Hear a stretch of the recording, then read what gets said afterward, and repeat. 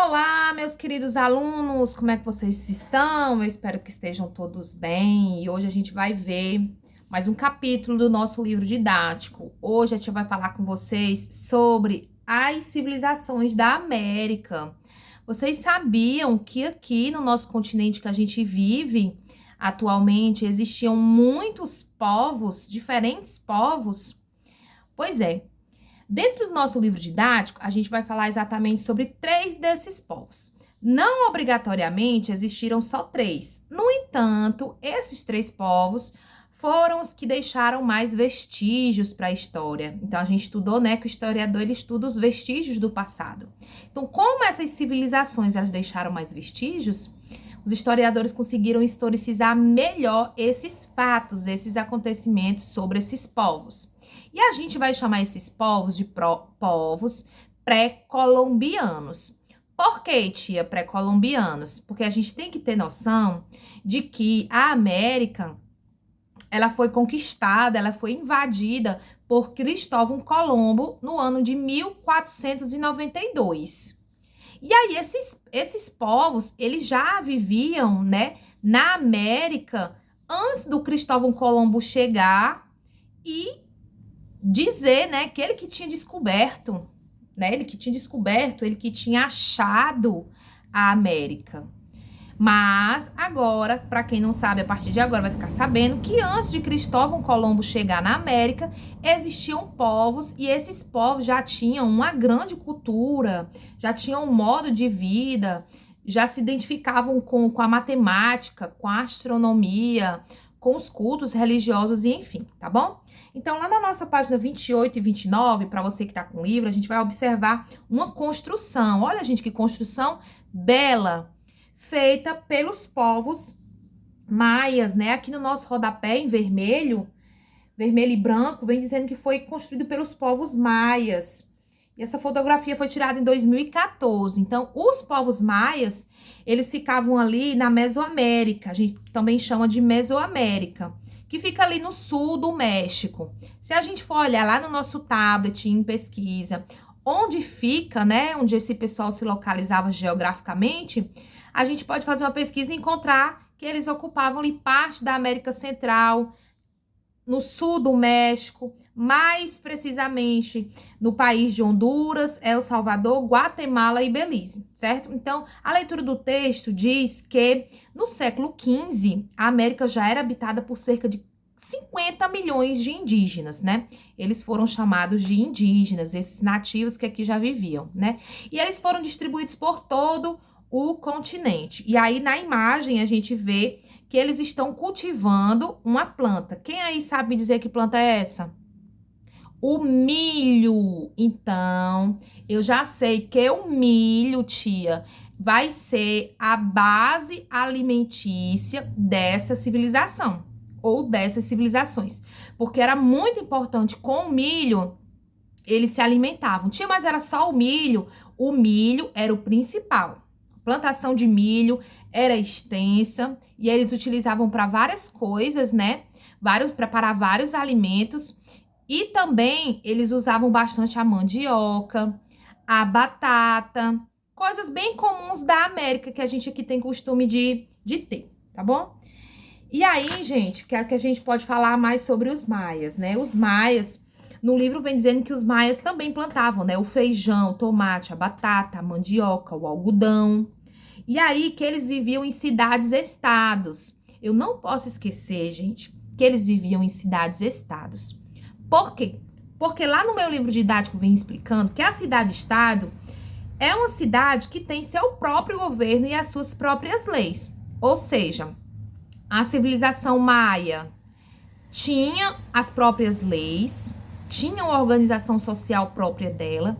Os astecas também, que é outra civilização pré-colombiana, também vai ter um aspecto bem peculiar, bem identitária desses povos, e os incas também. Então, são cidades-estados porque cada cidade, cada espaço vai ter uma organização social, certo? Só que a gente não pode esquecer que esses povos eram povos guerreiros, viu? Eles viviam de conquista de territórios, certo? E aí tinha um território lá extenso. Como eles eram povos guerreiros, eles adentravam aquelas terras na intenção de povoar aquelas terras, porque elas eram abundantes em água, abundantes em frutos, em animais, porque eles eram, os homens caçavam, as mulheres coletavam, né? A vida seguia dessa maneira, e aí eles começavam a conquistar as terras vizinhas, e aí eles entravam em guerras, né? Em pequenos conflitos, confrontos, guerrilhas, e aí eles usavam dos mais diversos tipos de armamento, né?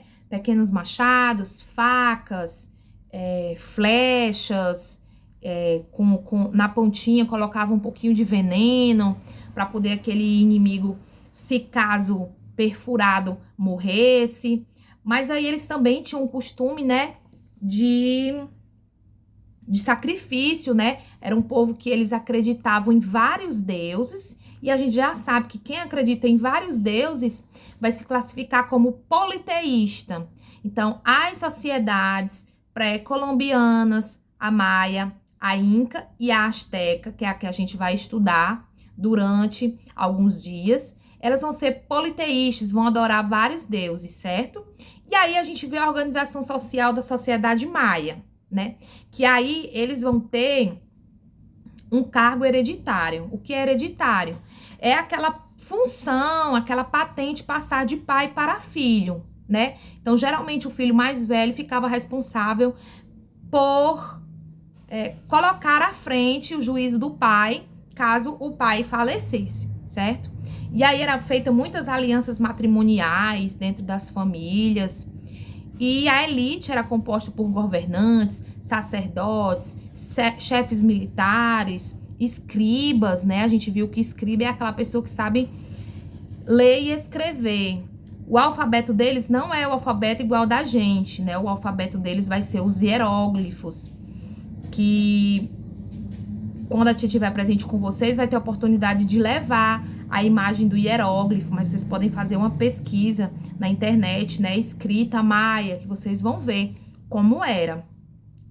E aí eles também produziam peças de vestuário, né? Eles já sabiam se vestir, utensílios domésticos, como jarros, como copos, pratos, talheres, armamentos, muitas joias, né? Gostavam muito de usar penas, objetos brilhantes para se enfeitar o corpo. E aí a camada mais baixa dentro dessa organização social eram os camponeses, né? Que é aquele que trabalha no campo, se dedica às atividades agrícolas. Então, a cultura maia é bastante extensa. Se você for olhar lá na página 31, você vai observar um culto, né? Um julgamento, perdão, de um prisioneiro de guerra, porque eles aprisionavam, eles eram sociedades guerreiras. Quando eles iam combater dentro de uma guerra, eles aprisionavam o inimigo, né? Para depois sacrificar esse inimigo. Então, vocês podem observar lá na página 31. Então, a cultura dele, né? Eles sabiam, tinha uma escrita própria, que eram os hieróglifos. E aí, eles faziam essas escritas e eles colocavam em placas de pedra, eles pintavam em objetos de cerâmica, eles colocavam essa escrita em couro. E aí, a gente vai chamar isso de codices, né? Esses registros vão ser os codices, é o lugar onde eles colocam esses registros, né? Atualmente, alguns foram decifrados, outros não, né? Tem coisa que se sabe o que significa, tem coisas que eles não sabem, os historiadores, os arqueólogos não identificaram o que significa, os hieróglifos, certo? E aí, os astecas, né? Eles vão viver ali na América Central, ali pela Guatemala também, região central do México. E aí a capital dos astecas vai ser Tenochtitlán, é um nomezinho difícil, mas vai ser Tenochtitlán. Eles vão ser povos guerreiros também, eles vão conquistar outros povos, e esses povos vão ser obrigados a pagar tributos, né? O que é um tributo, tia? É uma remuneração, é ter que doar algo que eles têm de valioso. O que é que eles tinham de valioso? Na época era tecido, era alimento, era ouro, era cacau, era algodão, era o milho. E aí eles passaram a acumular várias riquezas. Eles aprisionavam aquelas pessoas da guerra, e aí tinham que pagar o tributo, virava prisioneiro de guerra. E aí a sociedade asteca ia enriquecendo, acumulando bens, e muitos prisioneiros de guerra, eles acabavam que também sendo sacrificados. Por quê? Porque a religião, ela existia já, ela era importante na vida desses povos. Então, dentro dos astecas, que eles eram politeístas, eles faziam sacrifícios humanos.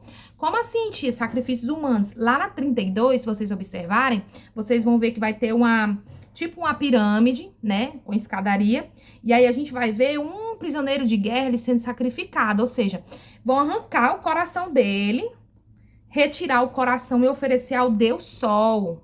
Eles acreditavam, né, que o Sol, ele fazia o mundo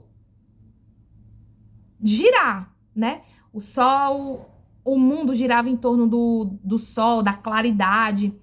Então, o sol era muito importante, a luz do dia era muito importante. Então, eles acreditavam que aquele sangue, aquele coração, aquela alma sendo sacrificada, fazia com que o sol ele ficasse ali disposto, disponível. O sol era tido como um deus, né?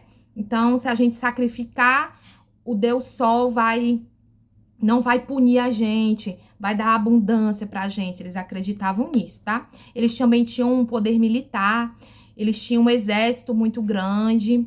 E aí eles também comercializavam, né? Eram grandes comerciantes, comercializavam nos locais de dentro da cidade asteca, como pérolas, animais, produtos agrícolas, artesanais. E a gente vai ver lá na página 33 uma codice, que é o quê? Um registro do que eles vendiam, né? Identifiquem aí na página o que é que eles vendiam. Desde já adianto, né? Eles vendiam couro, eles vendiam objetos de enfeite pro corpo, né? Brinco, anel, colar, penas, tapetes e etc, certo? Então, gente, por hoje, a tia fez uma explanação assim bem rápida da sociedade maia e asteca. A Inca vai ficar para a próxima. Qualquer dúvida, me contactuem. Falem no zap, deixa o like no meu vídeo, comenta e até a próxima, se Deus quiser. Beijo pra vocês.